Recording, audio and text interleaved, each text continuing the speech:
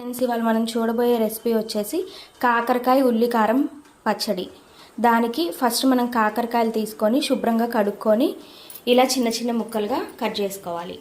కాకరకాయని చిన్న ముక్కలుగా కోసుకున్న తర్వాత ఇలా బాండి పెట్టుకొని కొంచెం లైట్గా నూనె వేసుకోవాలి.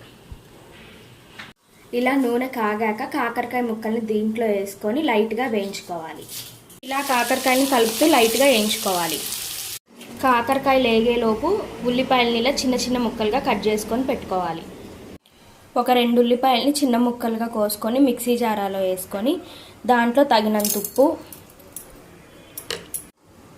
తగినంత కారం వేసుకొని మిక్సీ పట్టుకోవాలి. బాండి పెట్టుకొని మిక్సీ వేసుకున్న ఉల్లిపాయ కారాన్ని వేయించుకోవాలి. ఇలా ఉల్లిపాయ కారాన్ని నూనె పైకి తేలేదాకా వేయించుకోవాలి. కాకరకాయ లేగాక ఇలా పక్కకి తీసుకొని ప్లేట్లోకి అందులోనే ఉల్లిపాయలు వేసుకొని లైట్గా వేయించుకోవాలి. ఉల్లిపాయ లేగిన తర్వాత వేయించి పెట్టుకున్న కాకరకాయ కూడా ఇందులో వేసి ఇంకొంచెం సేపు వేయించుకోవాలి. ఇలా వేగిన ముక్కల్లోకి ఇందాక వేయించి పెట్టుకున్న ఉల్లిపాయ కారాన్ని కూడా వేసి కలుపుకోవాలి. ఇలా వేగిన ముక్కల్లోకి లైట్గా బెల్లం పొడి వేసుకొని కలుపుకోవాలి. ఫైనల్లీ టేస్టీ కాకరకాయ ఉల్లికారం పచ్చడి రెడీ.